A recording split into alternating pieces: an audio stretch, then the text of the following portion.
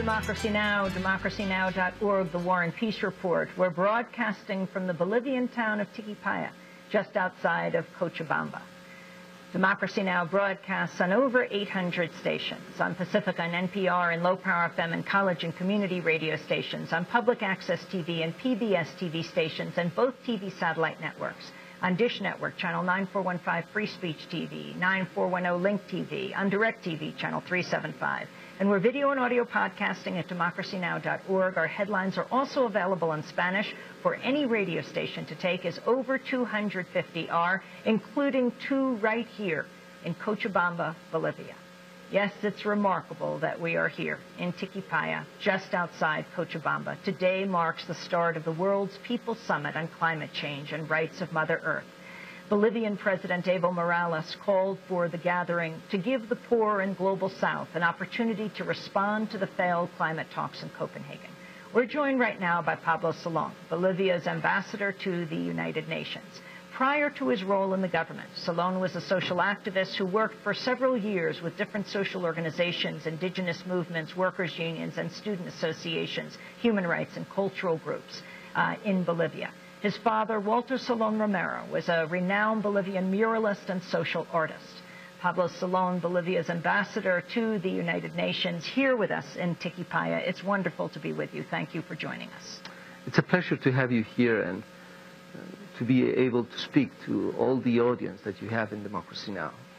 Talk about this summit that's about to begin in this building in just a few hours. Why did President Morales call it? Well, the problem is that in Copenhagen, we didn't come out with a commitment from the developed countries in order to reduce their greenhouse gas emissions for the second period of the Kyoto Protocol. The main issue is that if there isn't a reduction of greenhouse gas emissions, what we are going to see is that temperature is going to rise 2 degrees more in this century, and it even can go to 4, 5, or even 6. If this happens, many islands are going to disappear. Some are states. Our glaciers are going to melt here in the Andean mountains and also in the Himalayas. We are going to see a problem of food. Almost 40% of the food of the world is threatened because of the increase of temperature. And so we need to have a real serious commitment by Mexico. But we are not going to have that if there is not... When you say by Mexico, you mean by the Mexico summit in December? Yes, by the Mexico summit in December. But what we are seeing is that this is not going to happen if there is not social pressure, if the social movements around the world don't begin to organize and to build a very broad coalition that makes and puts a lot of pressure, especially into developed country governments, in order that they do real commitments to reduce greenhouse gas emissions from here until 2020. So that is the main goal of this conference, how we are going to organize this in order that Mexico is not again a new Copenhagen. Because as ambassador, and I was just 10 days ago in the negotiations in Bonn, what I'm seeing is that the governments are beginning to say, well, Mexico, we must lower our ambitions. We must begin to think in South Africa. That's where the next summit is going to be in 2011. So we are beginning to feel that there isn't going to be a very substantive commitment in Mexico in relation to the main issue, that it's not finance. The main issue is not transfer of technology. The main issue is, are developed countries going to reduce their greenhouse gas emissions in a substantive way in the next 10 years, yes or no? You just came, Ambassador Solon, from Bonn, where you criticized the United States cutting aid to Bolivia. Explain what happened. Well, we were notified by the media that the United States was cutting around $3 to $3.5 million for projects that have to do with climate change.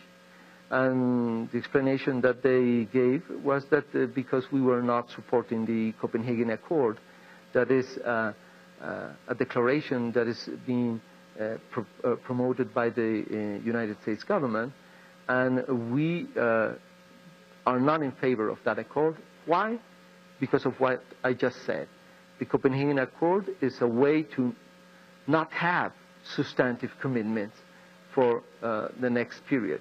For example, the United States, with all due respect to the population of the United States, is making a commitment that to reduce greenhouse gas emissions by 17%, but taking into account the levels of 2005. So in reality, the reduction is going to be only 3%, taking into account the levels of 1990.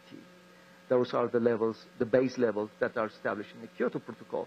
Well, if everybody does that, we're going to have an increase of the temperature in, well, far beyond 4 or 5 degrees in this century. So that is why we don't support the Copenhagen Accord. We think we must think in humanity, in the future of mankind, and in our nature, in our Mother Earth. So the U.S. is cutting off aid to Bolivia for climate change projects because you didn't think that the Copenhagen Accord, which very much was shaped by the United States, didn't go far enough? Yes.